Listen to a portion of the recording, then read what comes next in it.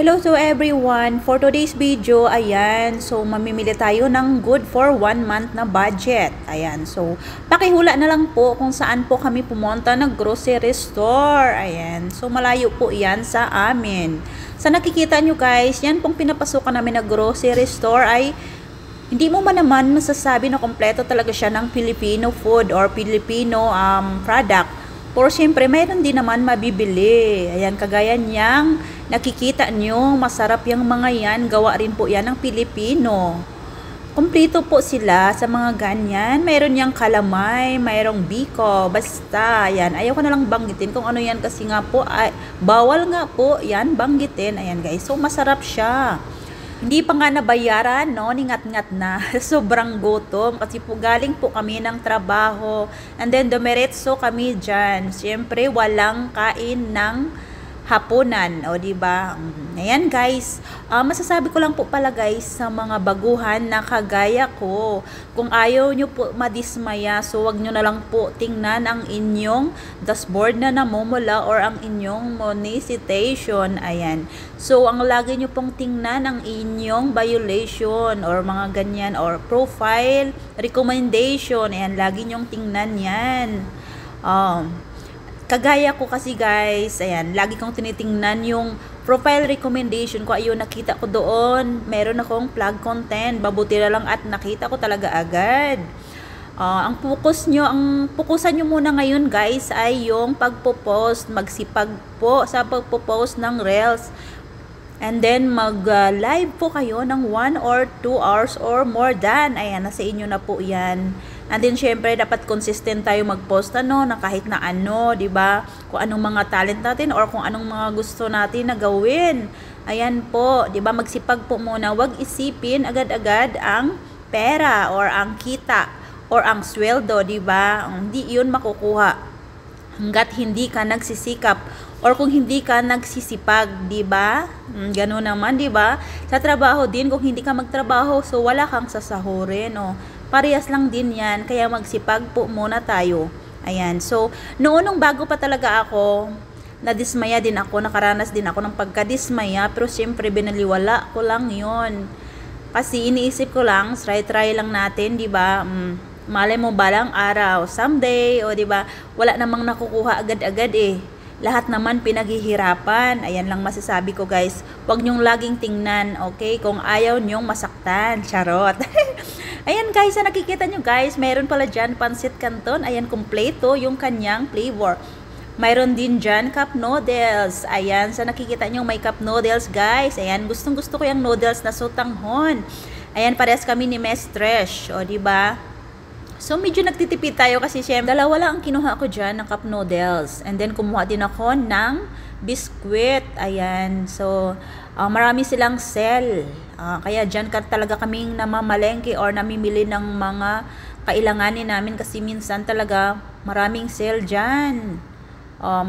Pagdating naman sa mga gulay, ayan, fresh naman yung mga gulay nila.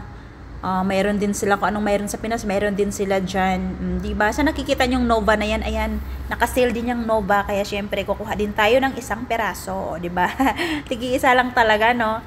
Diba? Ako lang naman talaga isa kakain, kaya ganorn. Ayan, si Mistresh, ayan, napakuha siya ng chicherya, pang baon daw niya. Ayan, sa akin, manghuan. Ayan, meron ding chicherya dito, syempre, na pang Pilipino. Mayroong piwi, mayroong Richie, mayroong pilos. Ayan, nakikita nyo guys.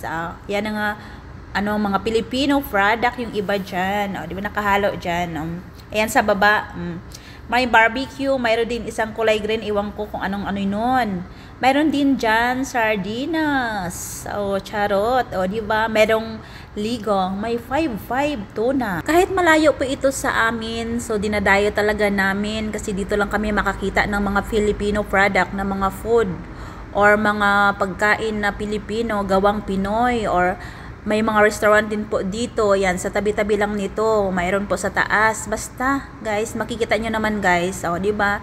Ayan, may ligo. Walang ligo. Charot. Diba? May 5-5 din. Diba? Dati wala yan talaga dito. Alam ko mga anong year yun. 2016 nag-abroad ako. Wala akong makikitang ganyan. Pero kakaiba na talaga ngayon. Diba? Kasi mayroon na siya. Charot. Diba? Mayroon din ditong miswa. May panghalo din. Diba? Charot. Sa pagdating naman sa gulay, ayan, fresh naman yung gulay. Yung isda naman, okay. Diba? Pag kami pala mamili for 1 month talaga siya. Maraming chicken, maraming isda, at saka beef, di ba, pang bultuhan talaga siya. Ayan guys, papunta na ako dyan sa my beef. Magkatabi lang pala yung beef at saka yung isda. Ayan, doon yung isda pa straight. And then dito, ayan, beef. Di ba, bibili tayo dyan ng tuwalya daw ang tawag dyan. Kasi magluto daw ng papaitan. Tigi 1 kilo yung aking kinuha dyan. So, 2 kilo lahat. Diba? So, mayroon pa naman ako konting grocery sa bahay, kaya hindi na ako kumuha ng ibang dyan. Buto-buto na lang ang dinagdag ko. Hindi na ako bumili ng laman. Pagkatapos nga pala dyan, doon tayo sa isda kasunod. Meron din palang Pilipino dyan na na employee.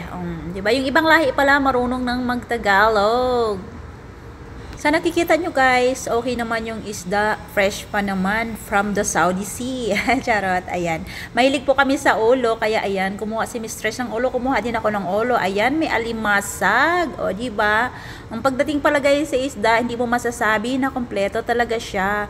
Pero marami ka talagang pagpipilian dyan. Mayroong silang tilapia, bangus, shrimp, basta kung ano lang naman ang hindi ko lang nakikita dyan ay yung flying fish at saka yung gurayan, aywan ko tawag dyan sa Tagalog kung ano yan.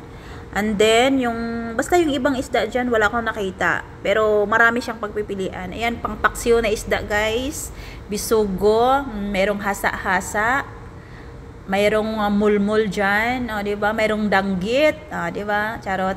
Okay pa naman. Itong pinasukan namin na grocery store, ayan, karamihan sa namimili ay mga Pilipino.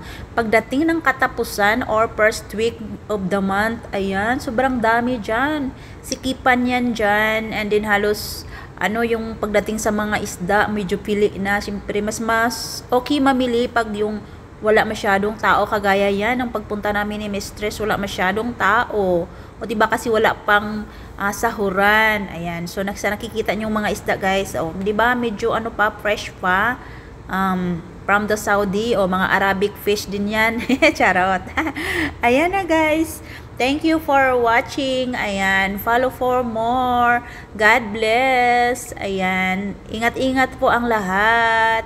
Ayan, please naman guys, watch my video full. Ayan, alam nyo na ang hindi manonood, alam na. Charot. Joke.